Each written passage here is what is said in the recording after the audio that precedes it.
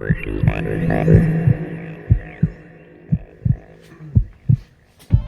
the more people you send it to, the more money you get put in your card. So if you get 100 people to... Hey guys, welcome to BZTV. Hey, what he said. No, tell me what you're telling me though. That's awesome. So Cash App? Cash App. We're talking about Cash Apps. It's like a random thing. I guess if you get Cash App, they put $10 in your account if you get someone else to use your code. So my daughter just got a Cash App, and I can't remember the name of it, but it's anyone who you sign up or get to sign up, you get $5 or $10 back in your account. I think that's why that sounded familiar when you were talking about that. Yeah, man. So maybe a good way to make a couple extra bucks with your friends and family. Go to Cash App. I guess Cash App's actually a thing. Like I was thinking Cash App was like there's multiple different kind of Cash Apps, but I guess there's a Cash App. Yeah, that you use for like Instagram, Snapchat, Facebook Messenger, Google Pay. So I mean I guess that's another way to transfer money to different people. Yeah, what a name. I mean, there's so many different places to get money from. Like there's even Venmo. When that started, I didn't have a Venmo. So people were like, oh, just Venmo me the money. I'll go get the food for lunch. I'm like, there's something else I got to sign up for? I mean, I got PayPal. Is that not enough? But Venmo, I guess Cash App is another thing like Venmo. But my daughter just signed up with it's like linked to my bank account. We put money into it, but it's like a Cash App. But it's supposed to be for kids. I don't know. I saw that. So there's one right there. It says for kids. Yeah, I'm trying to get my kids signed up. Cash App. Anyway, guys, how you guys doing? It is December 1st. Yeah, it is 2020. Man, one more month to go at this thing crazy flew year. by. It did fly by. For a while, I felt like I was going slow, but now that we're here, it seemed like it went by fast. Yeah, every day seems like it ends pretty quick. It's like fill your day full of stuff, and next thing you know, oh my God, I'm telling you, it's 12:30 in the morning. You're like, oh, I should probably go to sleep. I mean, I like being busy at work, but you're right. When you have a busy day at work, all of a sudden it's like 6 o'clock, clocking out time. Then you and I come here in the studio, in the grand BZ Lair studio, and record some cool stuff. Yeah. And speaking of cool stuff, we're already trying to get ready for 2021. Trying to figure out content. I mean, there's so much content out there. I mean, we've been watching videos that are YouTube videos that are not just disc golf, but other type videos of like people eating crazy things, people doing crazy things, and talk about different stuff. We want to know what you guys want to see for 2021 from BZTV, like whether it's disc golf or not disc golf or somehow mixed together. If you have some creative ideas, think about that for sure. Eat a sandwich, throw a disc, you know. Eat a disc sandwich. How about them Longhorns? Oh, that's a beautiful disc. You can make a Longhorn sandwich. What is that? One of those mint Longhorns? Yeah. You put can you eat a Mustang? Put the Mustang in the I middle? don't think you're supposed to eat Mustangs. Although some countries do eat horses. Yeah, so look at that. We got a Longhorn Mustang sandwich. Looks good. Minty. Minty. Let's see. Horse meat is commonly eaten in many countries in Europe and Asia. It is not generally available food in some English-speaking countries such as the United States, United Kingdom, South Africa, Australia, Ireland, and English Canada. So it says English Canada, so I guess some parts of Canada you can eat horses. So if you didn't learn anything in any other BZ videos, now you've learned something. Yeah. I would say instead of eating your Mustang sandwich, just put it in your bag, and then later when you're out at the course, pull your Mustang right out of the Longhorn bread and throw it into some chains. Yeah, these Longhorns, it's from a local Austin company called Mint. And they've got, is it 7 this now? Don't really know. I know they have the Bullet, 2 putters. The Longhorn. No, 2 putters. What is the Bullet and what? Bullet and the, don't get me lying Okay, to I'm not going to let you lie to me. The Longhorn, which is kind of like a high-speed driver likened to a Wraith, but it's a Longhorn. Skullboy did this artwork, which is badass. I do have at least 1 mint. I mean, I know, no, 2. I have a Bobcat, Bobcat, and I also have a Alpha. Bobcat, Alpha, Mustang, Longhorn, Freetail, Bullet. I think we're just missing a putter. So the 6+1. And then there's another putter. I can't think of it right at the moment. But yeah, we ordered these. I'm not sure we're going to test flight them completely because they're almost too pretty. But we're talking about doing some giveaways, at least on, I don't know, YouTube, Facebook, somewhere. But kind of juicy. So, I mean, what colors do you see inside there? That is purple, yellow, green. Man, but this, look at this stamp. Multi-color stamps. It's like a black stamp on a rainbow fire. Are they all black? Yeah, black stallions. The stallion. Oh, I love it. It's great. Oh yeah, it's got the rainbow on the outside. That's cool. And that one's the gold. Anyway, glitter. so we're gonna do some reviews on some of the mint discs. Really, I was thinking about doing reviews on some understable discs because I think in the disc golf community, for sure, myself and Hadley was saying he's also guilty is throwing too overstable discs, especially when you first start out, that doesn't match the arm speed. Yeah. So I've been throwing the Leopard 3 Lisa Fajkus, which I threw the original Leopard back in the day, like 20 years ago or so, and it's just a understable disc. So I feel like, hey, I'm gonna throw destroyers and race, but now I'm gonna go back to this because I feel like with the touch shot with less power, we can get the same kind of distance. And that's kind of what they promote some of these as. Well, you're not throwing your arm out trying to get the distance. Just like wear yourself out, throw hard. You don't have to throw as hard, and you get just as far down the fairway as you would. We'll have to test that out.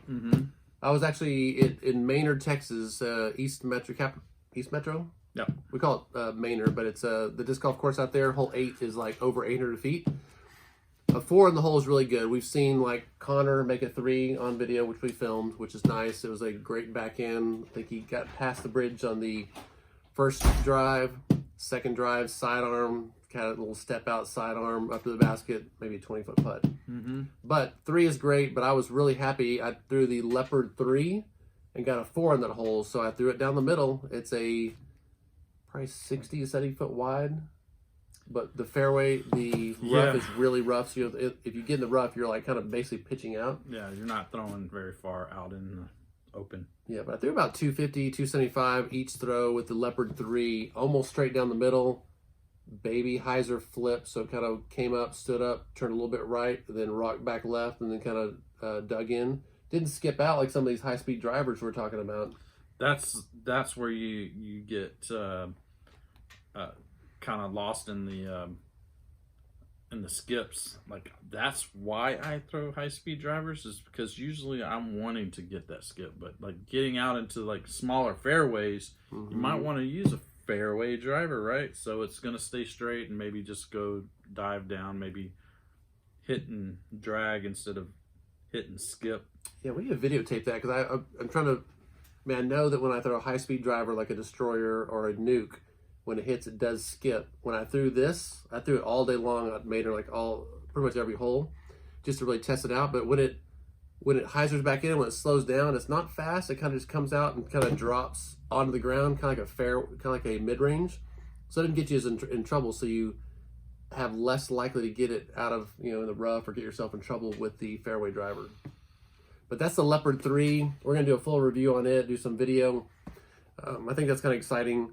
Any of you guys that are throwing stuff that, let's put it this way, if you're throwing disc and you don't make many mistakes where your disc does the anhyzer and anhyzers out to the right and most of your mistakes are to the left, that tells me you want to dial back and do a less stable disc, so at least it evens it out. So you're throwing a disc that sometimes goes a little right, sometimes left, but not always hooking hard left. Yeah, I've noticed that I've been wanting to throw a lot less stable discs. And I picked up the F7 fairway driver for Prodigy, and that thing is...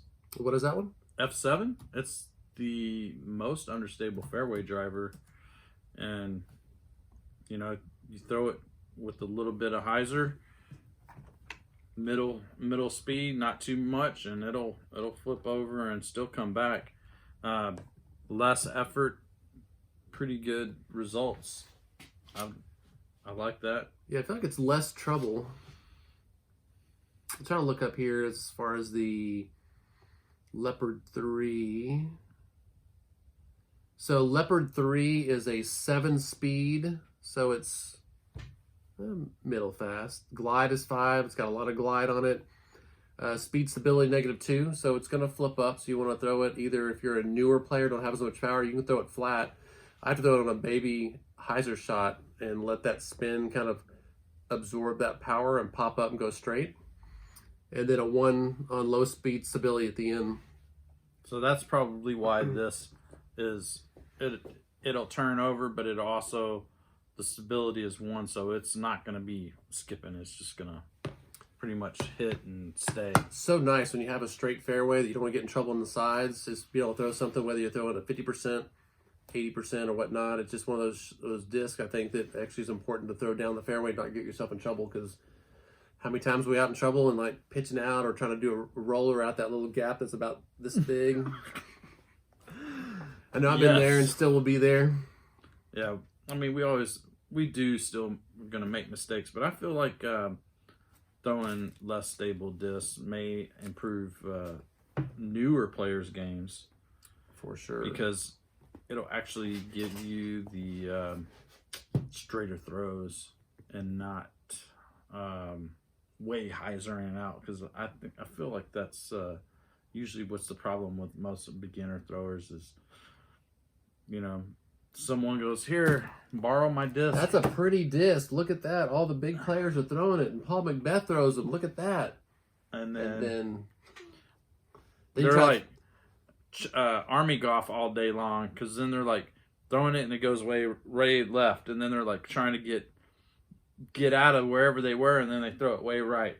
And it's just like, next thing you know, you're like hole 8 on Manor, 12 strokes down. Yeah, I'm really curious to go out there and throw it side by side like both of us. We'll get like a nuke, we'll get some other high-speed drivers, destroyer, and throw the Leopard 3 and kind of just see, you can see how much power we put on it. We'll try to flip it up, do Anheuser shots, and just kind of play it a little bit. We could just play hole 8 for 18 holes. Yeah, right, exactly. Give them all a test. The other one I want to, I shot it a little bit. It actually is more stable. It surprised me, the stability on the Madison Walker's Tour Series. This one again? TL3. So Leopard 3, then we have the TL3. Cool ass graphic here with the Tree Lizard, which I think that's a great play. Matter of fact, it kind of tricked me because TL was an old disc I played with back in the day. Still throw it once in a while, but TL3, she's calling it a Tree Lizard 3, which I think, how was it? T-Bird Light, I think is what the TL stands for. Correct me if I'm wrong. So when I saw this on Tree Lizard, my brain was like, what? Was it a tree lizard the entire time? And I didn't even think about it? How cool is that? I probably would have been throwing a tree lizard. Nah. I think it's T-Bird long. T-Bird long, not T-Bird light? Right. So if you guys can correct us or tell us who's right. Well, just Google it. You got your Googles up. I'm going to let them work for it. No, but don't you think tree lizard sounds even better? I like it. That should be Madison's new disc, Tree Lizard. We'll change it. It's no longer T-Bird. Well, it says TL3, so it could be whatever you want it. So Tree Lizard is perfect. Here it is. Straight flying maximum fairway driver. The TL is the brother, why not the sister? The brother of the reliable T-Bird. The L stands for less overstable. I said light, which is You're right. probably more correct, but still wrong. I mean, or long. Yep. You could probably get less stable means longer drive. We are talking about that as far as being able to, take advantage of the flight. Because if you have something that's too overstable and you throw it as hard as you can, as soon as that spin runs out, it's going to, buckle left on you, so it stops. It kind of just drops out of the sky. You throw something like this, maximum distance, especially for a slower arm speed, it's going to maximize the flight of that disc. That is true. And don't make the mistake we did, because I know I made the mistake. I think some of the, like you said, the new players are really, you get those less stable discs, like the Leopard 3 or Leopard. This TL's pretty stable. Nobody even call that understable. And also the established players that you want to get more distance and frustrated and have to work too hard. I mean, it's kind of fun watching those discs kind of flip up, turn a little bit right, come back left. So But this one is a 157 also. So Garen is saying that it's not as understable as the Leopard 3 because of the flight path. And I think he was thinking it was going to be less stable because of the weight. And that's not always the case, because you can throw some Blizzard plastic and pretty much throw it further because it's lighter, but it still has the stability of what it normally is rated for. The stabilities don't change for the weights. It's just you could probably get a little more spin on them, maybe, or a little more distance. I really thought when I threw this, what is 157? Mm-hmm. I really thought this TL3 157 Madison Walker disc, I thought I was going to be able to hyzer flip it. And the first time I shot it, I was probably throwing a 75% shot, and I expected it to stand up at least, and it barely came out the hyzer, barely popped up. But the cool thing about it was is it stayed there for a long time. Like if it would have been heavier weight or a more stable disc, it would have like came out faster. But once it popped up to like, I don't know, 20% of that angle, it just stayed at that angle. So he threw it like that, and it stayed like that. Yep. So then it went down. Yeah, I'm excited about throwing that because I want to find out like what it's going to do on a straight line. Throw it flat, put a little Annie on it. I think it would hold an Annie. I think it'll come out like Marymore Seawright, hole 15 downhill. Throw that straight down the middle, downhill, with a little bit of Annie. It'll go all the way to the basket. All right, so we talked about the Leopard and we're talking about the TL3, and we'll talk about these numbers real quick. I know we're kind of all over the place. We're going to do a series of more videos now in December as we kind of ramp up to 2021. But we're pretty excited about throwing understable plastic. So the speed on the TL3 is a 8-speed, and we said the Leopard 3 was a 7. Mm-hmm.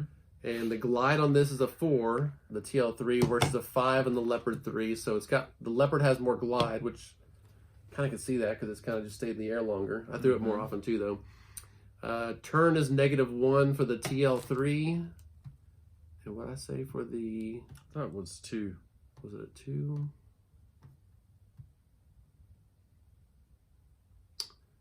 Yep, -2. Oh, this is actually the Leopard 1, or the Leopard... I don't know what, they skipped the Leopard 2, I guess. But the original Leopard is a 6.5, -2.1. Still with the 5 glide. Let's see, let's do this. Leopard 3 flight path. Should do it. Yeah, it's the same. Yeah, you're right. 7.5, -2.1. So the only thing different is the speed on it, I guess. No, the speed and the turn. And the glide. T-Bird is... Well, I mean, compared to the 1. Leopard 3 Yeah. and regular Leopard. T-Bird is 8, 4, 1, 1. -1.1. Yes, a -1.1. So this is a little more stable than the Leopard. And I really didn't know those numbers. And throwing it, it's just kind of cool when you go out and throw a disc and you're like, man, this is less stable than this. This is more stable.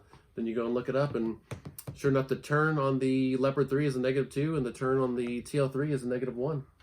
So highly recommend picking up a Leopard 3 Lisa Fajkus Tour Series for any of your new players for Christmas presents. This would be a great gift for new players or people that just like to throw less stable discs. This would be perfect. Actually, it'd be a bomber. I mean, like I said, I was doing like 75-80% shots, baby hyzer shot, and 275, 300 feet, like pretty easily. I used to throw a Leopard. I got a hole-in-one on hole 13 at Cat Hollow with a Champion Edition Leopard. Nice. Just threw it flat in the headwind, and it turned over nice and to the right and smashed chains. I still have a pink CE Leopard from way back in the day, probably 25 years old. Mm-hmm. And it's all sweaty and oily like the CE plastic gets. Yeah, I lost mine on at Cat Hollow a few months later. I personally love the Roadrunner. It's also an understable disc. I'll do it for the backhand shots to turn them into backhand rollers. The newest Roadrunner I've got is the Greg Barsby Champion Series Roadrunner. This thing's like almost like stable like a Wraith might be. It's longer because it's actually not as fast, or I should say longer. I can throw it further with less effort. What's the numbers on the? Let's see. For some reason, I mean, it's poppy top. Look at that poppy top there. I mean, it should be similar to the Leopard. I would say it is very similar. It's a 9-speed, so it's faster. So it's faster than the TL. 5 glide. It's a -4 turn, so it turns over. That's why. Yeah, it's supposed to be, but this is very. This is what I'm saying. This feels like it's a -1. So it's close. It's closer to the T-Bird because of the plastic, the way it's molded, I guess. No, I'm just saying that this one's an 8. That's 7. This is 8. This is 9. This is way more turn. Less stable. So that's way you can get that turnover where it'll flip. And then the fade's the same for this. So these two are very similar, except this is a lot less stable. Except I'm saying this one here though, it's super stable for a. This is not. If you know your Roadrunners, I love Roadrunners. This is not a real Roadrunner. It's fake. It's so stable. It's a. I'm excited about breaking it in though. Well, I think you just got to break it in. You know, we were watching something, and the guy was saying that not one disc is the same. Not one plastic is the same. Yeah, you're right. Exactly. So eventually it'll be similar to your Roadrunner that you're used to if you throw it into a tree a bunch of times. Who was that guy we're watching? Do you remember his name? No, I didn't. Oh, what was his name? He said something cool, which I never really thought about discs being like snowflakes, which is absolutely true. Every single one is different, and I think that's why we really like our discs that we have. You know, you have those personal prized possession discs that you love the disc, you love the feel, you love the way the plastic swirls, you love the stamp, you love the design, and no one else has one like that. But he was making the comment on a deeper level that even the plastic itself is different in every single one as far as how fast it cools, heats, the mixture in there, pressure on the plate when they smash the plastic, the two, I guess, what is it called? The plates, the two plates together to make the disc mold. Even that can change the disc and the stability itself, stability and weight. See what he was talking about, how that's he was testing making his own discs. Doesn't have all the big stuff like Gateway, Innova, Legacy, all those guys do, but he was doing it. He didn't show it at his house, but somehow at his house he was like getting recycled plastic, melting it down, smashing it, and making discs himself and trying to make a true recycled plastic. His point was, besides just being all these discs being snowflakes, saying that all these discs are different, so you really can't take all these discs on this table and melt them down and consider that recycling. You can't do that. You can't even. I mean, I guess it depends on what temperature you're at, because he said all the different colors, all different types of plastic melt at different. You may be able to like do the mint ones. You could probably melt these down because they are very similar in plastic, but you couldn't melt these two, like break these down and melt these, because he said that one plastic will melt at a different temperature than the other one, and then what will happen is once the one that melts later, then this one will burn up, you know, so then you won't even have enough plastic because it just burns it all up. And I know Dave at Gateway very well, and he's always talking about being like a mad scientist, making these different disc molds, and talks about how difficult it is to make them certain weights, make certain designs, figure out like geometric kind of where the lip's going to be, how far the wing will go out, and try to get those weights right. Kind of makes sense. I mean, it depends on what, like it's cold outside now, like 35 degrees. And if we're running something here with the plastic would act different than if it was like 105 outside. Maybe like, hey, I need to get my plastic made or my disc made at a certain time of the year. So maybe you just do like putters this time of year, mid range is this time of year. That way your plastic stays consistent with your mold. It's like, oh man, did you get that Jeremy Colling Firebird that was made in the fall? those are so badass. So much better than the ones made in the spring. Yeah, well, fall and spring are probably closer to the same as summer and winter. I could use that example, right? Or if they're being made in Alaska versus Texas, maybe if they have two factories, it's like, I like the ones coming from Texas better. Yeah, it could be. There's no real factory. Like, I don't think there's any disc factories in Texas that I know of. Not yet. Not yet. Who's moving here? Who's doing it? Everyone's moving to Texas right I now. know. So... I don't know where you guys are at, but it's like, I swear, I manage a optometry office.